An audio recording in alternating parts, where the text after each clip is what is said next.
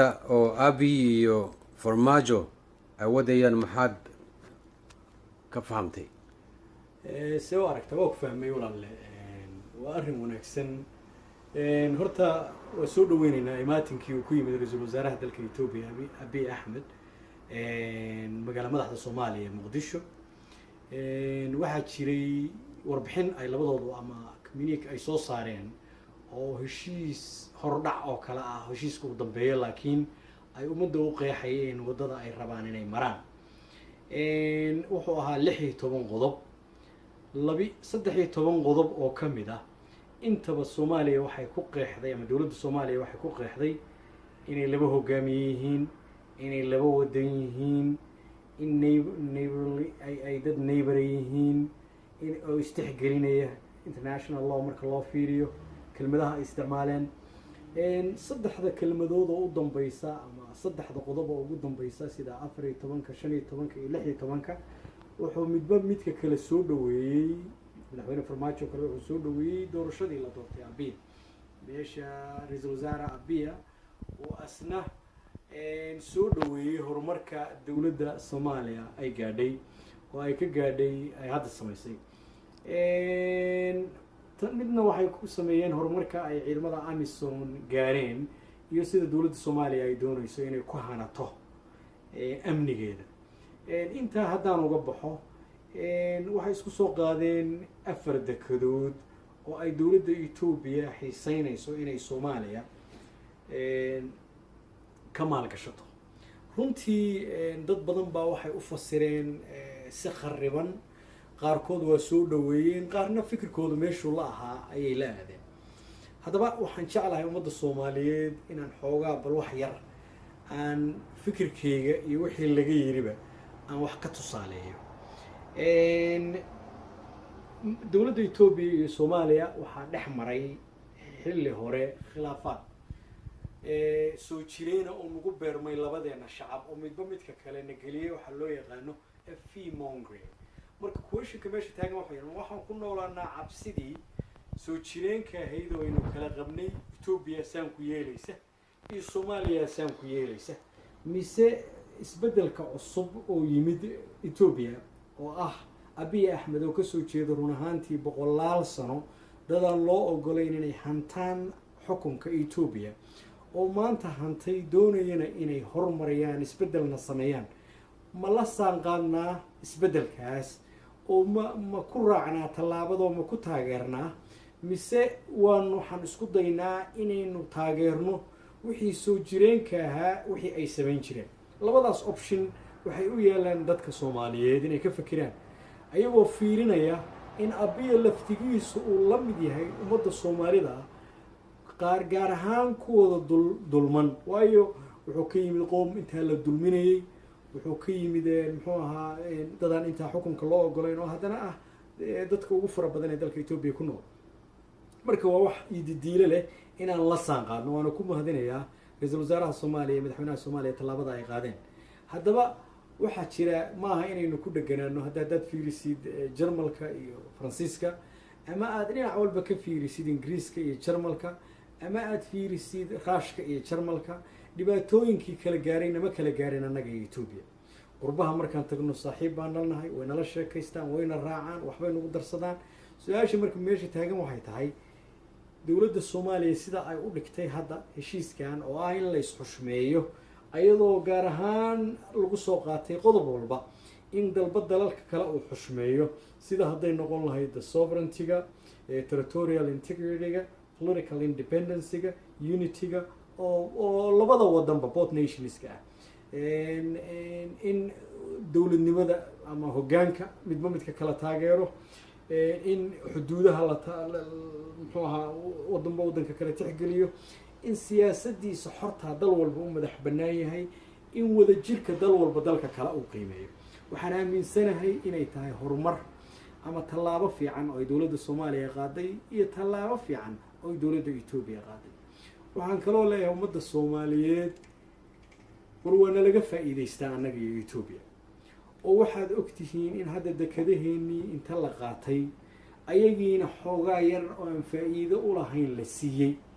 annagiina wax yar oon waxba ahayn naloo reebay waynu aragnaa. inta qof kale oo saddexaad uu naga faa'iidaysanayo waxa meesha yaalla ma kala faa'iidaysan karnaa oo annagoo dadka nagu dhex jira iska saarayna ma dhihi karnaa ma la imaan karnaa fikir ah Ethiopia waa dariskayga, ilaahay baa igu beeray oo dariskayga ka dhigay, ma bedelnaa fikirkaasoo ma isu soo dhowaanaa, waxay u baahan yihiin ma siinaa, annaguna waxaan u baahannahay ma ka qaadanaa sida webiyada, electricity-ga, waxaan dhaafsano aan isdhaafsano. laakiin maaha inaynu taagnaano meel oo aynu sugno intii dad kale intay investment waxayna geliyaan inay ayaguna macaashaan oo ka macaashaan Ethiopia, annagana naga macaashaan oo Ethiopiana garan weydo in laga macaashayo, annaguna aan garan weyno in laga macaashayo. maynu kala macaashno, maxaana loogu kala tarjumaya qooma oo meel ku wada nool baan mise waxaynu ku ekaanaa fikirka dadka hadda hadlay sida cabdi ismaaciil samantar oo kale oo kasoo horjeeda fikirkan dowladdu tallaabada ay qaaday oo xataa gaaray heer uu yidhaahdo waraysigii uu maanta imi amse shalay uu bixiyey 19 bishan June iyo 20 bisha June baan jeclahay oo uu leeyahay Ethiopia waxay haysataa South Westiga Soomaaliya, Koonfur Galbeed iyo Puntland. يعني fiiri qofka heerkaas taagan miyaynu wax ka dhagaysanaa oo la Ethiopia waxay haysataa Puntland, Ethiopia waxay haysataa South West oo aynu wada ognahay dhammaanteen in shirkii June 3 bisha ilaa 5 bisha uu madaxweyne Maxamed Cabdullaahi Farmaajo iyo dowlad goboleedyada oo dhan ay ka soo saareen wax heshiis ay isku waafaqeen oo heshiiskaas oo run ahaantii u ahaa miro dhal dalka oo dhan si loo ciribtiro nimankan go-aanka ku gaaray inay xaalifiyaan ummadda Soomaaliyeed oo nabadiidka ah. go-aankaasuu madaxweynuhu meesha joogay oo ra'iisul wasaaruhu uu meeshaas tegay oo gobolkaa tegay baa waxaan rabaa inuu nooga dhigo isagoo naga heshiiskaas iyo wada soo dhaweyntaas naga ka hor imaanaya inuu dhow Puntland Ethiopia haysata, South Westina waxaa haysta ama Koonfur Galbeedna waxaa haysta Ethiopia haysata. markaasaanu raacnaa oo cabsidana gelinayo aragtidiisu waa dhowdahay mise waxaanu raacnaa madaxweynaha Hirshabelle oo muxuu ahaa leh cadale waa inay noqotaa deked si uu xoolihiisa, si uu muxuu ahaa beerihiisa, si uu deegaankiisa horumar u waxeeyo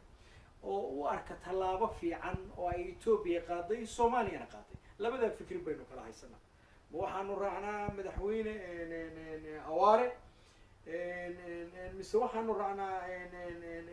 waxaan dhihi lahaa madaxweyne Cabdi Awaare mise waxaan raacnaa Cabdi Ismaaciil Samantar oo fikirkan aaminsan xataa dalka in weli la haysto sida Puntland iyo South West. waxaan aniga aaminsana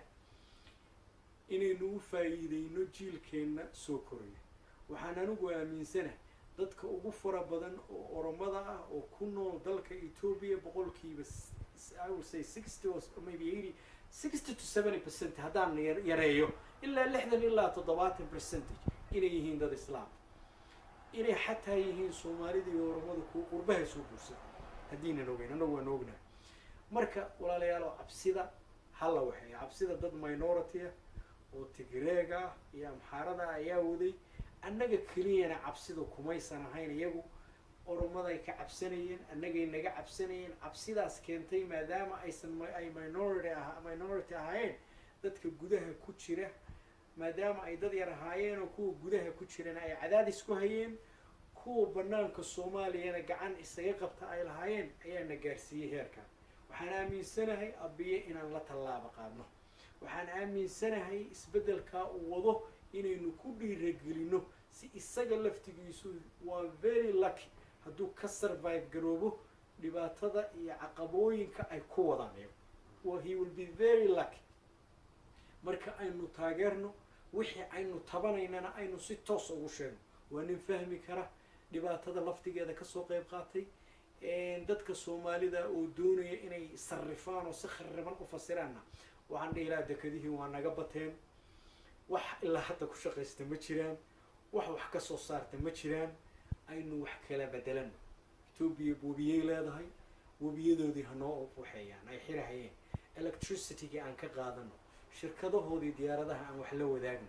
wax badan bay leeyihiin oo la qaybsan karno. marka yayna noqon dad cage cabsiyeed lagu xiray oo nin siyaasiya who have a political ambition maarag oo siyaasad ambitiona ay ku jirto ama muxuu ah fee mongering policy raba inuu annaga nagu hogaamiyo cabsi aynu ka baxno xayndaabka